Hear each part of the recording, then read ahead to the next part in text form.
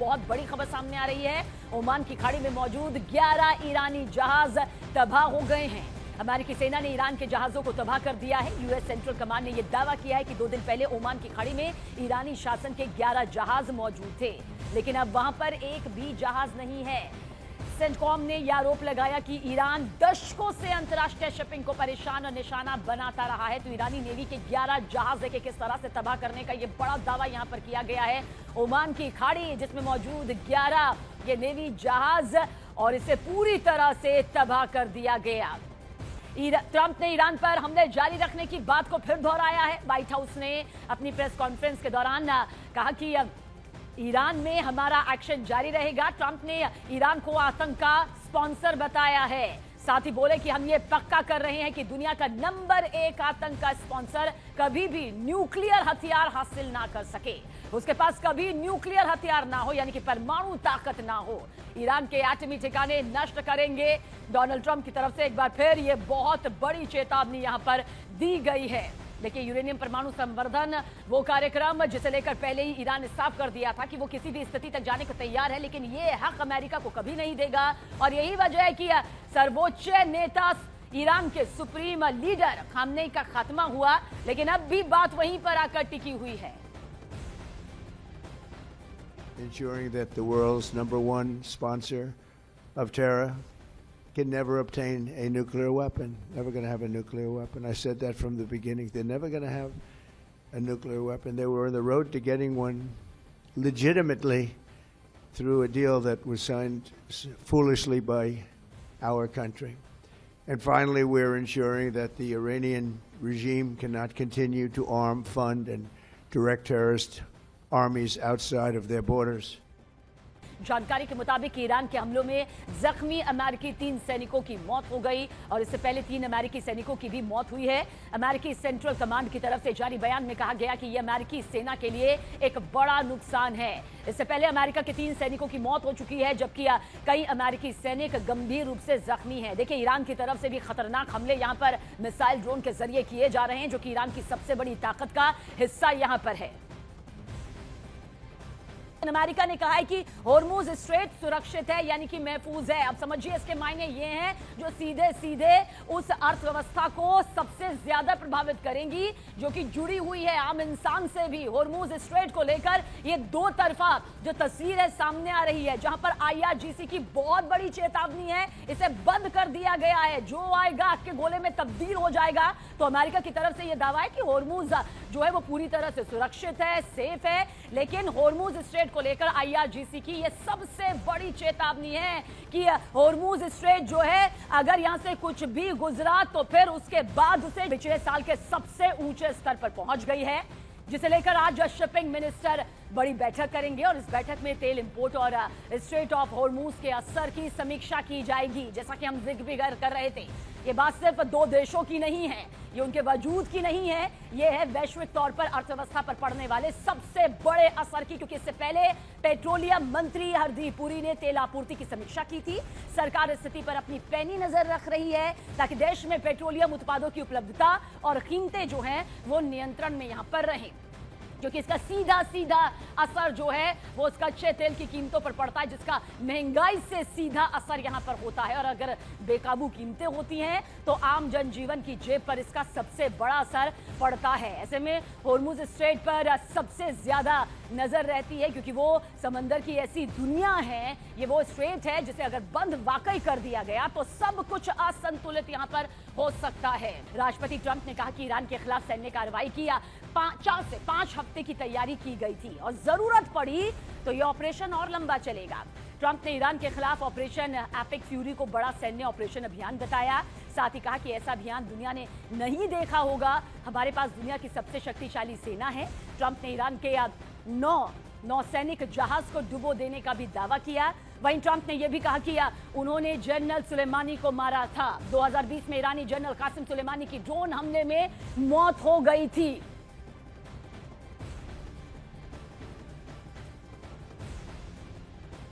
Our military in the world, and we will easily prevail. We're already substantially ahead of our time projections, but whatever the time is, it's okay. Whatever it takes, we will always, and we have right from the beginning, we projected 4 to 5 weeks, but we have capability to go far longer than that. बाज Araghchi ने बड़ा बयान दिया है। उन्होंने America को चेतावनी देते हुए कहा कि खामनेई की हत्या धार्मिक अपराध थी, जिसके नतीजे गंभीर होंगे। खाड़ी देशों में अमेरिका के सैन्य बेस पर हमलों को सही उन्होंने ठहराया। कहा भले ही यूएस बेस का इस्तेमाल हमारे खिलाफ ना किया जाए, फिर भी वो बेस हमारे लिए सही टारगेट हैं। विदेश मंत्री ने क्षेत्रीय देशों के साथ युद्ध को सीधे तौर पर नकारा है। साइप्रस की रक्षा के लिए ग्रीस ने फाइटर भेजा है। ईरानी ड्रोन हमलों के बाद ग्रीस का यह बहुत बड़ा कदम है। ग्रीस की ये जो एयरफोर्स है उसने F-16 को साइप्रस में तैनात यहां पर कर दिया है। अमेरिका के 3 फाइटर जेट क्रैश हो गए। अमेरिका ने कहा कि कुवैत अमेरिका ने इन फाइटर जेट्स को दुश्मन का विमान समझकर निशाना बनाया। सभी अमेरिकी पायलट सुरक्षित हैं। दूसरी तरफ ईरान के टॉप नेशनल सिक्योरिटी अधिकारी अली लारिजानी ने कहा कि ईरान अमेरिका से कोई बातचीत नहीं करेगा। ये बयान उन खबरों के जवाब में आया जिनमें कहा गया था कि ईरान ने अमेरिका से फिर बातचीत शुरू करने की कोशिश यहां पर की है, लेकिन साफ कर दिया गया कि अमेरिका के साथ खामनेई के खत्म के बाद अब किसी तरह की कोई बातचीत यहां पर नहीं होगी। यानी इतना तय है कि अभी ये महायुद्ध और खतरनाक स्तर पर पहुंचेगा।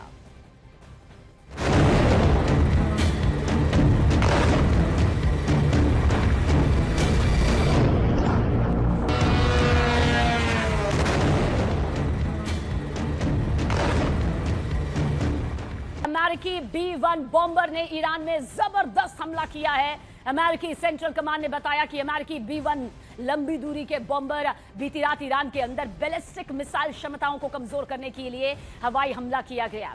अमेरिकी कमांड ने कहा कि यह कार्रवाई अमेरिकी राष्ट्रपति के निर्देश पर की गई और इस हमले का टारगेट ईरान के मिसाइल फैक्ट्री को जमींदोज करना था, यानी कि पूरी तरह से निस्ते नाबूद यहां पर करना था। इस्फान शहर के परमाणु ठिकाने एयरबेस के आसपास जोरदार धमाके हुए हैं। अल जजीरा की रिपोर्ट के मुताबिक इस इलाके में तेज धमाकों की आवाज सुनी गई। हालांकि धमाकों के पीछे की वजह क्या रही अभी आधिकारिक पुष्टि नहीं हुई है, लेकिन जो हालात इस वक्त हैं उससे आप इन तस्वीरों को भी देख सकते हैं।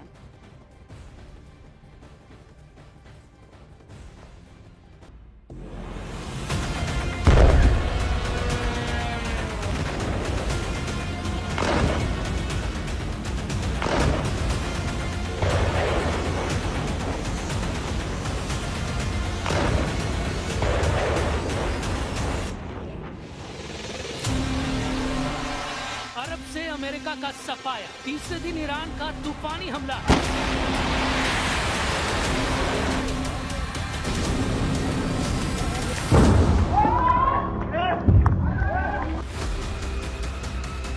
मिडिल ईस्ट की जंग, अमेरिकी पकड़ कितनी मजबूत।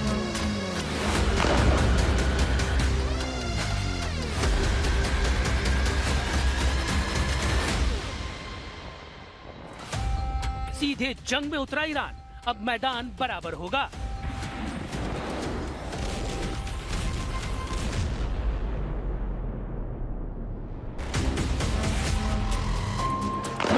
आसमान अब बादलों से नहीं, मिसाइलों की लकीरों से भरने लगे हैं। क्या खमनेई की मौत का हिसाब ईरान अमेरिका को खाड़ी से बाहर करके लेगा?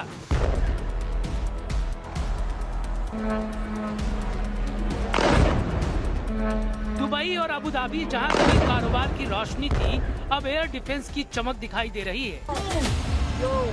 अमेरिका का सबसे बड़ा साझेदार सऊदी अरब अब ईरान का सबसे बड़ा दुश्मन बन गया है।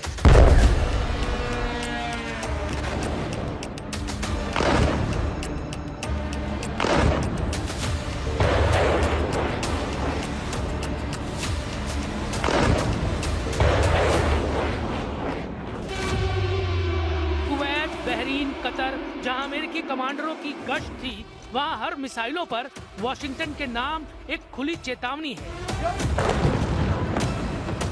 ओमान, जो अक्सर जंग को शांत करने में यकीन रखता था, वो भी जंग की लपटों से धधक रहा है। ईरान, जहां से अमेरिका की लंबी जंग शुरू हुई थी, अब वही जमीन नए टकराव का बैटल ग्राउंड बनती दिख रही है।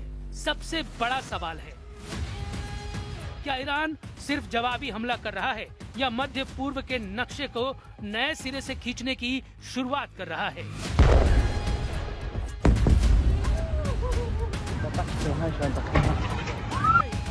अमेरिका और इजराइल से जंग का तीसरा दिन है, लेकिन लड़ाका फोर्स के तूफानी हमले थमते नहीं दिख रहे।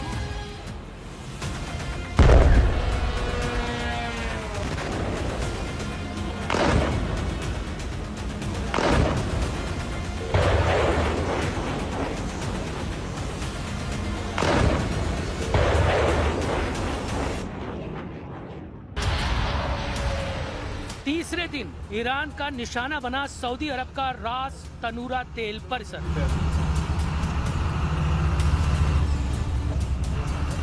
लंबी दूरी से भेजे गए ड्रोन खाड़ी तट की ओर बढ़े।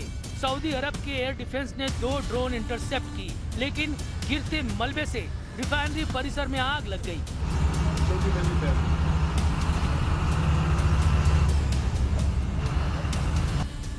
सऊदी अरामको का ये कॉम्प्लेक्स मिडिल ईस्ट की सबसे बड़ी रिफाइनरियों में से एक है, जिसकी क्षमता प्रतिदिन करीब 5.5 लाख बैरल की है और ये कच्चे तेल का प्रमुख निर्यात टर्मिनल है। ईरान का संदेश साफ है कि अगर अमेरिका इजराइल गठजोड़ ईरान पर वार करेगा, तो इसका जवाब वो तेल की नसों पर वार करके देगा। अब सवाल है कि क्या ये सिर्फ चेतावनी थी या ऊर्जा बाजार जंग का नया मोर्चा बनने वाले हैं?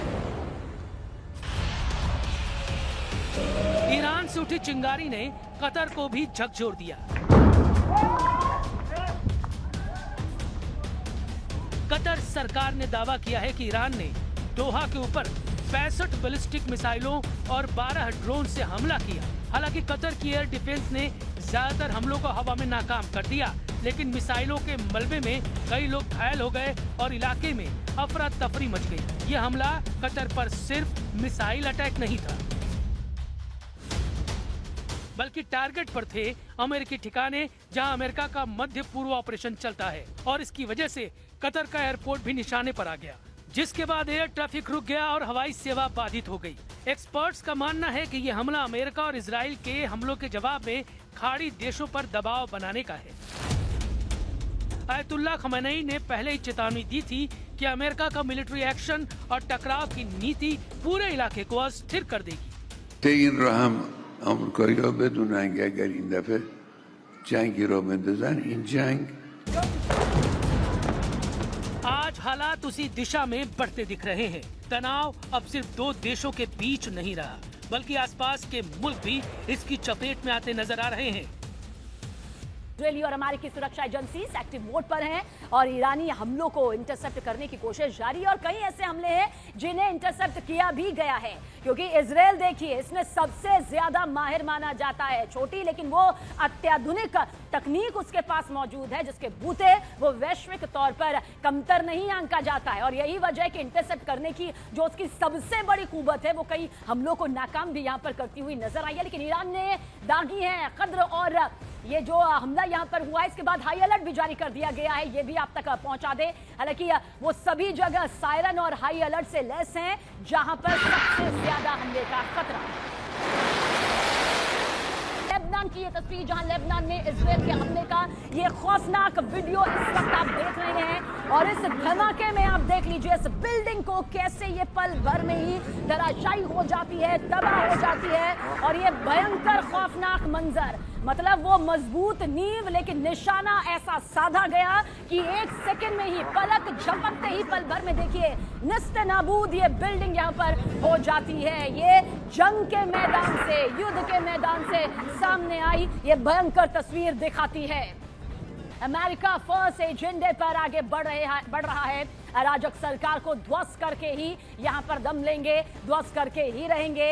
ये डोनाल्ड ट्रंप की तरफ से न सिर्फ बड़ी चेतावनी है, बल्कि ये उस भविष्य की तस्वीर यहां पर दिखा रही है जिस पर साफ ये है कि ईरान के वजूद के खात्मे के लिए किस तरह से ये बड़ी तैयारी यहां पर अब हो चुकी है। और जो अमेरिकी बेस को निशाना बनाया जा रहा है वो ट्रंप की बौखलाहट को और ज्यादा बढ़ा रहा है। ट्रंप के हमले की आशंका को देखते हुए सायरन यहां पर बजने लगे हैं।